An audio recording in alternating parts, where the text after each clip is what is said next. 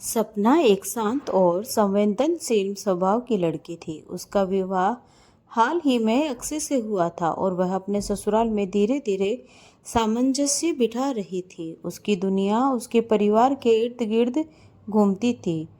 शादी के बाद भी वह अपने पिता से बहुत जुड़ी हुई थी। उसकी माँ के निधन के बाद उसके पिता ही उसके जीवन की सबसे बड़ी ताकत बन गए थे। एक रात जब सपना अपने कमरे में सोने की तैयारी कर रही थी, अचानक उसका फोन बज उठा। स्क्रीन पर मामी का नाम देखकर उसने फोन उठाया। हेलो मामी, इतनी रात को फोन किया, सब ठीक है? सपना ने चौंकते हुए पूछा। सपना, मुझे तुमसे एक खास बात करनी है, लेकिन समझ नहीं आ रहा कि कैसे कहूँ। मामी की आवाज़ में चिंता थी। सपना के मन में अजीब सा भय समा गया। मामी, साफ साफ कहिए, क्या हुआ? सपना, तुम्हारे पापा ने शादी कर ली है। सपना का दिमाग जैसे सुन्न हो गया। फोन उसके हाथ से छूटते छूटते बचा। उसकी आंखों के सामने अंधेरा छा गया। वह कुछ कह नहीं पाई। मामी ने जो कहा उस पर विश्वास नहीं हो रहा था। पापा ने शादी कर ली? उसके मन में हजारों सवाल दौड़ने लगे। क्या पापा ने सचमुच दूसरी शादी कर ली? यह सोचकर उसका दिल बैठ गया। उसे अपने ससुराल की चिंता होने लगी। क्या वे उसका मजाक बनाएंगे? क्या अक्षय समझेंगे? उसी समय अक्षय कमरे में आया।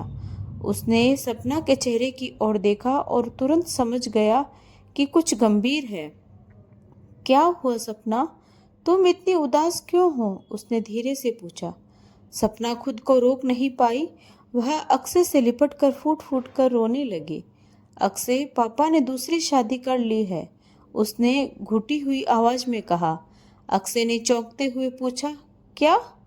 पापा ने इस उम्र में शादी कर ली? यह कैसे हो सकता है? पता नहीं, सपना ने जवाब दिया। उसकी आवाज़ कांप रही थी। मुझे शर्म आ रही है। अब ससुराल में सब क्या कहेंगे? पापा ने मुझसे यह बात क्यों छिपाई? अक्षय ने उसे समझाने की कोशिश की। देखो सपना, हो सकता है कि पापा ने यह फैसला बहुत सोच समझ कर लिया हो।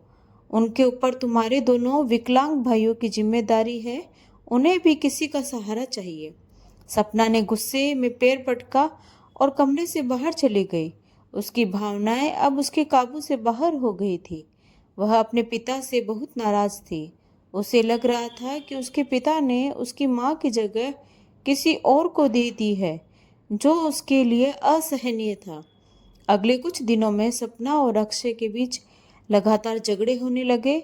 अक्षय ने कई बार उसे समझाने की कोशिश की, लेकिन सपना का गुस्सा कम नहीं हो रहा था। अंत में दोनों ने तय किया कि वे सपना के पिता से सारे रिश्ते तोड़ लेंगे। सपना ने मन बना लिया कि अब वह कभी अपने पापा से बात नहीं करेगी। दिन बीतते गए, लेकिन सपना का मन शांत नहीं हो पा रहा था। वह अपने सास और जेठानी के साथ रहते हुए भी हमेशा उदास रहती। पहले जहाँ वह परिवार में हंसती खिलखिलाती रहती थी, अब उसका चेहरा हमेशा मायूस रहने लगा था। उसकी सास शारदा जी बहुत समझदार और दयालु महिला थी। उन्होंने सपना के बदले हुए व्यवहार को भांप लिया था, लेकिन वह जानबूझकर चुप थी, क्योंकि वह जानती थी कि सपना को समय चाहिए। एक दिन जब शारदा जी ने देखा कि सपना का उदास चेहरा घर के माहौल को भी प्रभावित कर रहा है, उन्होंने अक्षय से पूछा, क्या बात है? सपना इतनी चुप क्यों है? क्या तुम दोनों में कोई झगड़ा हुआ है? अक्षय ने संकुचाते हुए कहा, नहीं माँ, झगड़ा नहीं हुआ है। असल में सपना के पापा ने दूसरी शादी कर ली है और इसी वजह से वह बहुत नाराज और दुखी है। शारदा जी कुछ देर चुप रही, फिर उन्होंने कहा, अक्षय, यह उम्र ऐसी ही होती है जब इंसान को सहारे की सबसे ज़्यादा ज़रूरत होती है। सपना को समझने दो कि उसके पापा का यह कदम गलत नहीं है। मैं उससे बात करूंगी। शारदा जी ने सपना के लिए खुद चाय बनाई और गर्मा गर्म परांठे लेकर उसके कमरे में पहुंची। सपना बिस्तर पर लेटी थी। उसकी सूजी हुई आंखें यह बता रही थी कि वह बहुत रोई थी। शारदा जी ने उसे धीरे से पुकारा, सपना, पहले नाश्ता कर लो, फिर बात करते हैं। सपना ने मना नहीं किया। उसने चुपचाप नाश्ता कर लिया, क्योंकि वह जानती थी कि उसकी सास हमेशा उसकी भलाई चाहती थी। जब सपना नाश्ता कर चुकी तब शारदा जी ने प्यार से कहा, सपना बेटी, मैं जानती हूँ कि तुम्हारे लिए यह बहुत कठिन है, लेकिन अपने पापा के फैसले को समझने की कोशिश करो। तुम्हारे पापा अब बूढ़े हो रहे हैं, उनके ऊपर तुम्हारे दोनों विकलांग भाइयों की जिम्मेदारी है। एक अकेले आदमी के लिए यह सब संभालना कितना कठिन होता है, तुम खुद समझ सकती हो। सपना की आंखों में आंसू फिर से उमड़ आए। लेकिन माँ, पापा ने मुझसे यह बात छिपाई। मुझे बहुत दुख हो रहा है। मैं जानती हूँ बेटी, शारदा जी ने उसकी पीठ पर हाथ फेरते हुए कहा। लेकिन उन्हें भी डर था कि तुम नाराज हो जाओगी। उन्होंने तुम्हारे बारे में हमेशा सोचा है, लेकिन अब उन्हें भी किसी का सहारा चाहिए। उन्हें अपनी जिंदगी में थोड़ी खुशी मिल रही है, तो इसमें तुम्हें भी खुश होना चाहिए।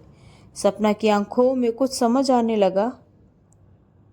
उसे एहसास हुआ कि वह अपने गुस्से में अपने पापा की भावनाओं को समझने में नाकाम रही थी। कुछ दिन बाद सपना की बड़ी मामी रेखा मामी उससे मिलने आई। उन्होंने सपना को प्यार से गले लगाया और कहा, सपना, तुम्हारे पापा तुमसे मिलने के लिए बहुत बेचैन हैं, लेकिन उन्हें डर है कि तुम उनसे बात नहीं करोगी। सपना ने सुना लेकिन कुछ बोली नहीं। रेखा मामी ने उसे समझाया, बेटी, तुम्हारे पापा ने यह फैसला अपनी और तुम्हारे भाइयों की भलाई के लिए लिया है। उन्हें भी किसी का सहारा चाहिए। यह समय है जब तुम्हें उनकी मदद करनी चाहिए, उन्हें स्वीकार करना चाहिए। धीरे धीरे सपना ने अपने मन को समझाना शुरू कर दिया। उसने सोचा कि शायद मामी सही कह रही थी। पापा ने यह कदम मजबूरी में उठाया होगा। वह अब अपने गुस्से को काबू करने की कोशिश करने लगी थी। कुछ हफ्तों बाद सपना ने फैसला किया कि अब अपने पापा से मिलेगी। एक दिन वह अचानक अपने पापा के घर पहुंच गई। जब उसके पापा ने उसे देखा, उनकी आंखों में आंसू आ गए। बेटी, मुझे माफ़ कर दो। मैंने तुम्हारी माँ की जगह किसी और को दे दी, लेकिन यह फैसला मैंने मजबूरी में लिया। सपना की आंखों से भी आंसू बहने लगे। उसने धीरे से कहा, पापा, मुझे माफ़ कर दीजिए। मैं समझ गई हूँ कि आपने यह फैसला क्यों लिया। अब मैं आपकी खुशी में शामिल हूँ।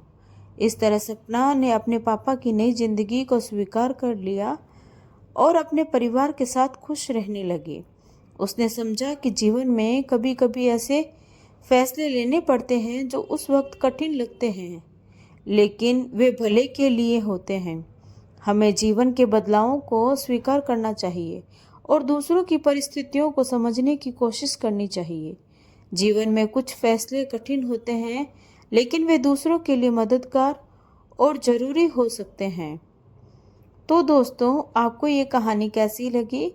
कमेंट करके ज़रूर बताएं। अगर कहानी अच्छी लगी हो तो वीडियो को लाइक, शेयर और सब्सक्राइब ज़रूर करें। तो मिलते हैं एक नई कहानी के साथ। धन्यवाद।